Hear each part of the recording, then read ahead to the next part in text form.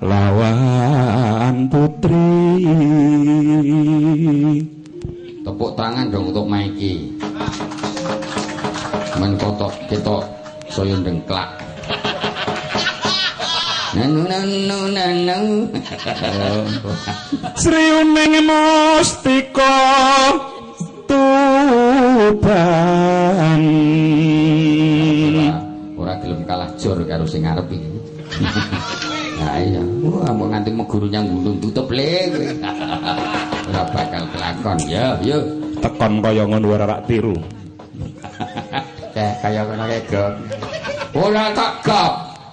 Gak tekke kok nek wong siji kae. Putra Kanjeng Sura lawe.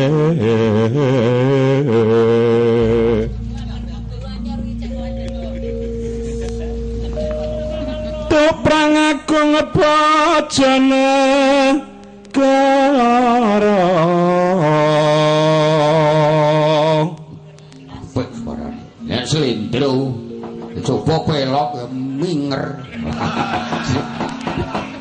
Ora tau akur karo wong siji iki. Sengit aku. Dodol ngabani aku jare wong dodol wayang wedhus. Ketemu ning Santoso duwe aku nggawa wayang. Sampe dodol wayang lho. Ora toto. Labrak yang omahku. Jebul sampean iki sing jenenge dalang reki. Nyembah blamangku terus. Lha wae kae bojone Sri Cemplek. Ora tau atur, Geng. Dodol Wiratmaya.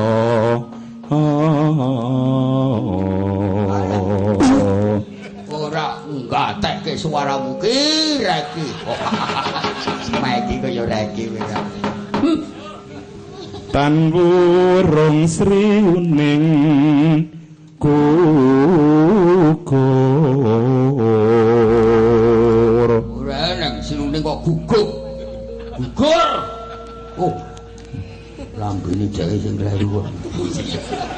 Ora tau anggur karo.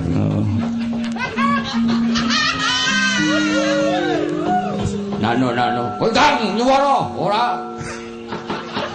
Awang medhun saka panggung kowe. Awang dijali blangkon siji ngene darah marak dadi kere. Oh, kok seneng ae dijaluk saru. Ngelejep ya ora tau kok kecer kok. Manungsa ora tata. Ora mlebu. Sing ngajari ora tata ya kowe kok. Dadi kusumaning bangsa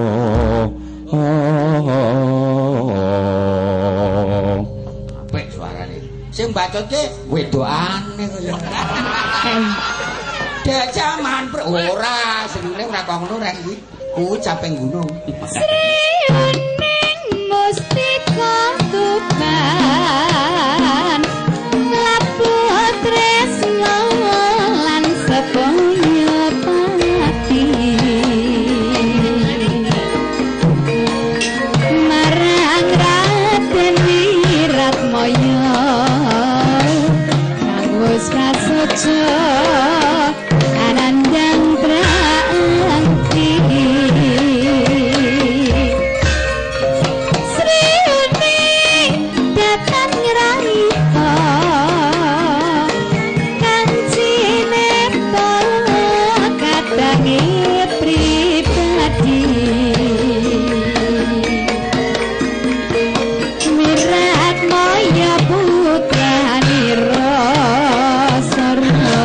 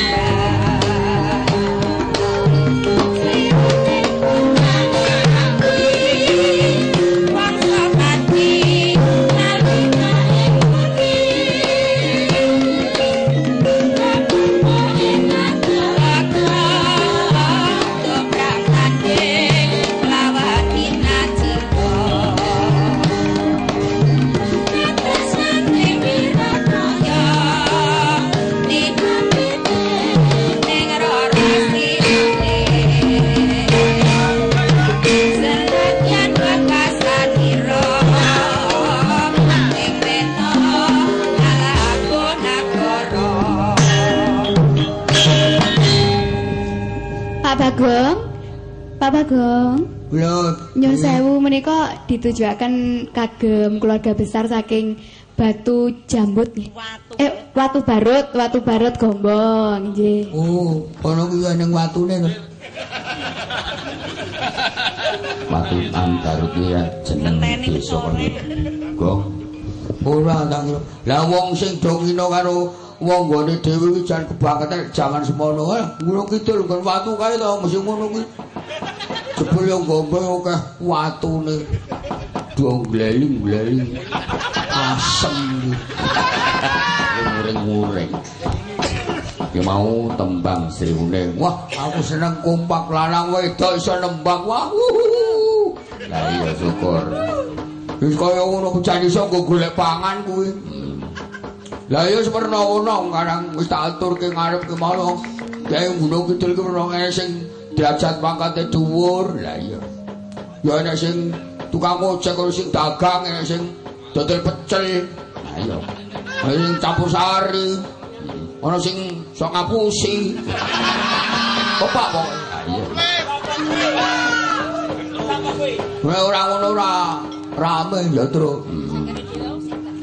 Siune mustika tuban ngono mau. Sing nembang ora tepung aku. Pamer bagus. Anggep-anggepane kowe. Ayo nek karo sedulur le ana bebasan banyu pinrang sak upama. Ngono.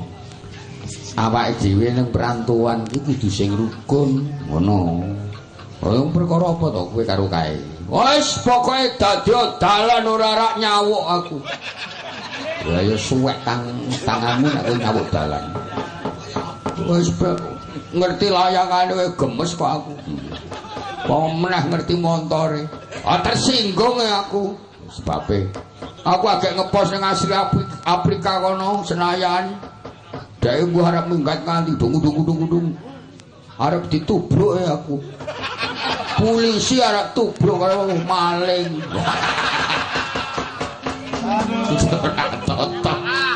Mangkele seprene isih kumutuk aku. Nganggo jaket kulit ireng kae motore gedhe nek gedhe. Lah motorku kreditan rong lunas.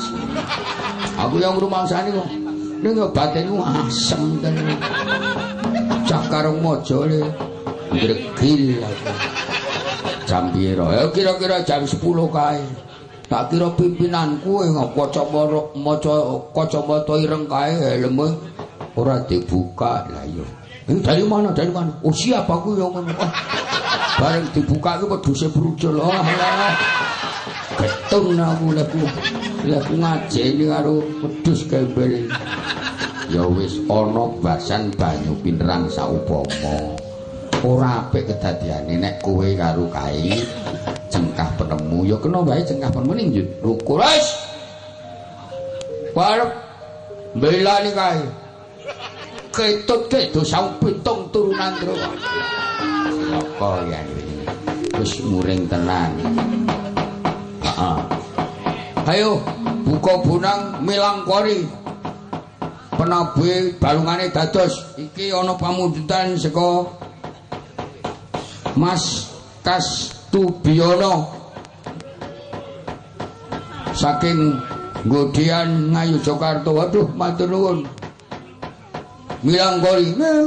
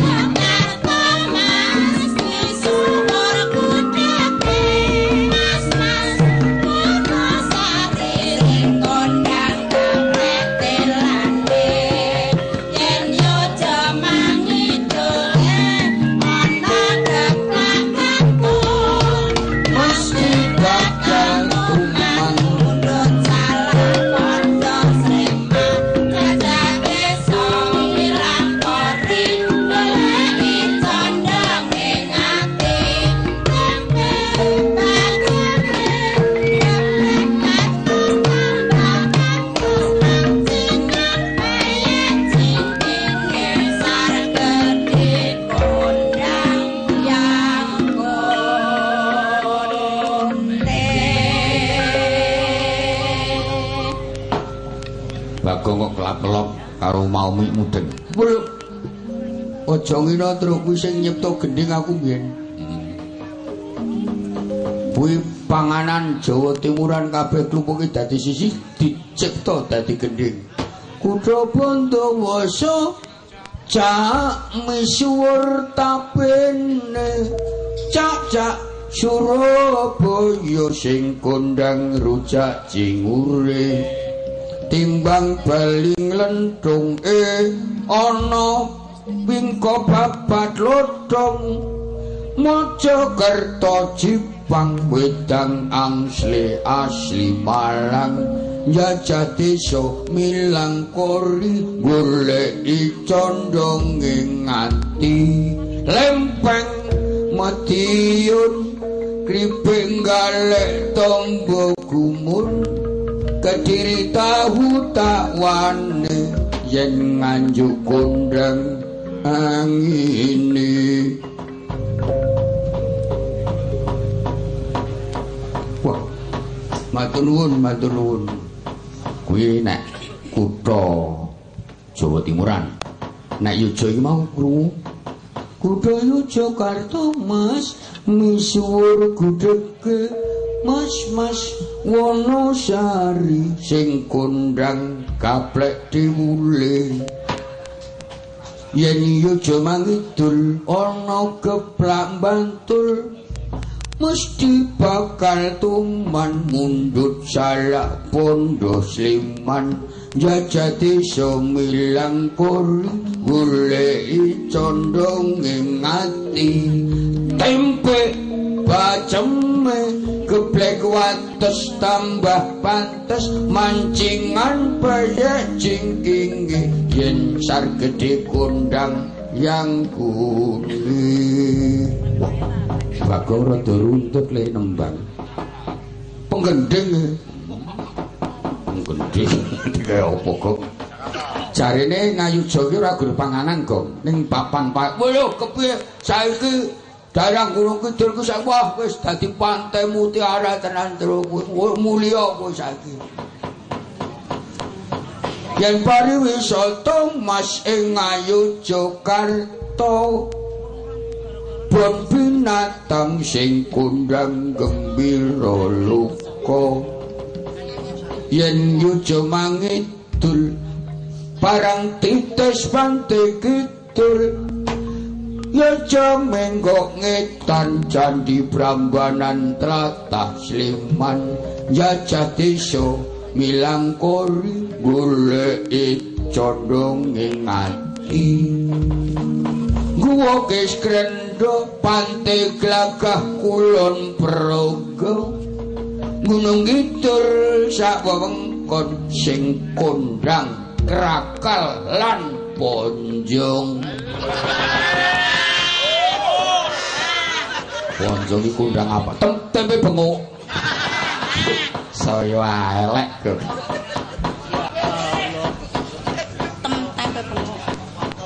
Nek Jakarta dan kutha Jakarta bangku kota negara kang wis kondang saindenging Nusantara gunung lipur ati tindak onyang taman mini yen pikiran kalut tindak ancul pinggir laut jajah desa milang kori goleki condonge ngati buker papane besitu warung soane kelapa dua pelopore brimop binantu kiri dan kopi sing jegok menungso ra tata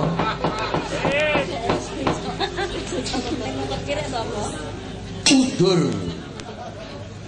arak ngutut kat mau kok ora oleh ngutut ya Tru lah iya lho idolane Wainten nyuwun kutut manggung nun sewu Mbak Wainten ambok kepara lenggahipun mathok menapa metok mriki dadi men leh kula ngumek-umek lambemu mandan wedi mbok kan pedhek mriku wong kula ajen anu napa ketuker sandale tok mulih meteng. Oh karang aja kok senenge sandal, mage ayang-ayang kowe ngetengke wong kok ya. Mangsaku nek aku ki rumangsaku kok nggon sing beceren wae. Tak terima-terimake kowe wasikem. Lah mboten terima ajeng pripun. Wainten kok wasikem rek.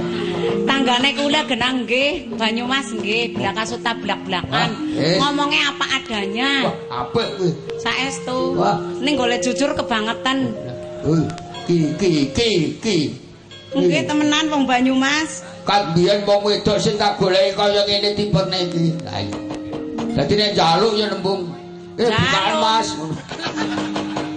Modele wong kaya ngono. Ayo, Dik, nembang kutut manggung minangkani pangundhut iki.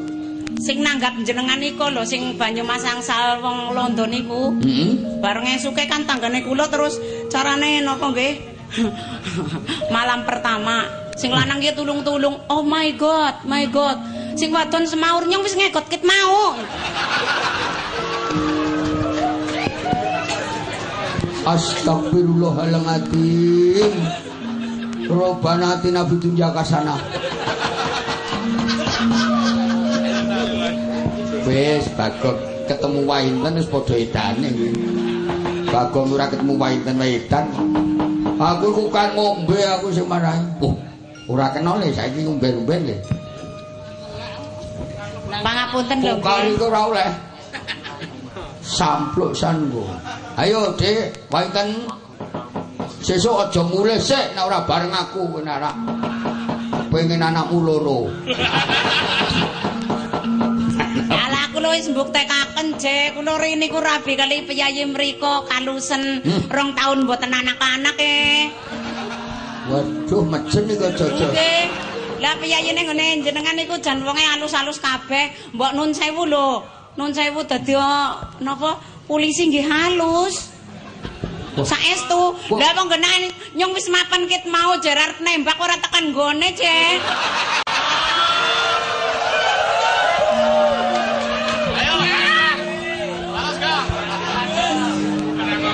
Ayo Gong, balas Gong. Bareng ketemu karo wong Cilacap temenan kula 2 tahun manak rolas. Wong enak. Yo ki mau tunggalane kirek mau terus.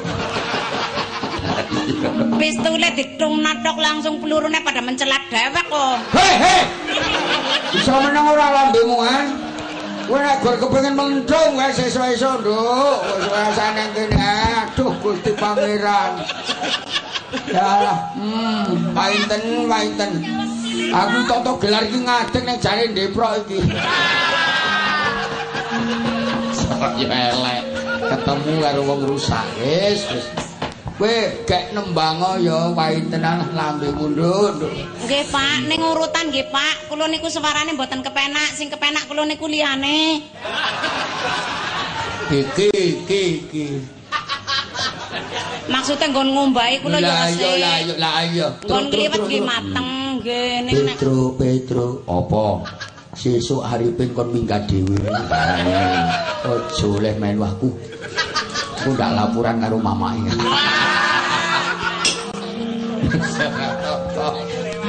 Wes, saiki aku seneng pancen. Model-model kaya kowe iku mesti wah. Ala kula no gregetan banget kok nyong wis 3 tahun ora tau mangan iwak wong kok. Oh, mongko dekku kepengin mbok pangan. Aku seneng tenan kowe. Mbok cedhake nduk aja nang kono. Ah. Oh, tak uncali cempolo kowe. Mboten, kula sih ora ngenes. Mesti nggih, mesti rasane tetep nyelkamin cara Banyumas tapi keciliken lah nyong bebek. Mudiar ora kowe. Aku ya ngerti kok dekmu kudu cilik. Sapa ngomong? Hah? Sapa ngomong? Kowe arep nyepeleke karo aku, hah? Hak cilik apa gede? Apane? Ampun nesu to Mas Bagong, dadi dalang kon nesunan. Wong nyong ngomong ana cempalane tok sing cilik liyane tak gedhe wong karepane ya gedhe kok. Wah. Kuwi rungokno kae, ning wis tau ngrasake. Ngrasake suaraku. Wah. Asumsimu ki reledek kok rek, anu reng. diomongi kok kakek iki sing wis pengalaman. Sing gedhe sing cilik bareng nganti mutah kae. Lah iya. Mulane tak toke kuwi asus mudar. Karo kancane suyang-uyang. Men, ayo bareng ngejak jandul. Tuhan, Tuhan. Dijak guneman malah nembang apa?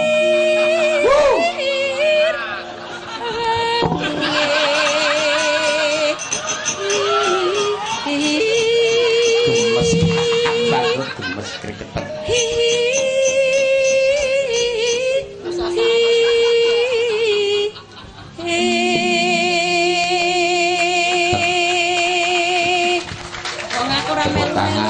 Tepuk tangan. Ala nyong bebet keproke kaya nyong sidara lah keproke. Men golem mlayu kenceng nyong. Kuwi janjane bocah kuwi tak omongi ya truk reng. Bocah kuwi pancen lambene kok ngono, ning atine apik lembut kae. Wah aku wis tau ngrasake kok. Kuwi nek karo aku ki sayang banget. Nang ngelus-elus nganti tangi. Adane nek bocah anggere dilus-elus ngono ki ya turu to micet to karo ngono kae. Lah kene iku bedane. Bedane nggih. Tenan kuwi tangane kaya ungkal. Kaya ungkal rek argo. Bedane manuk karo kucing. Bedane apa? Lah nggih nek kucing dilus-elus kan saya turu, nek manuk karo kucing kan angger kucing dilus-elus turu. Aja tute. Jangan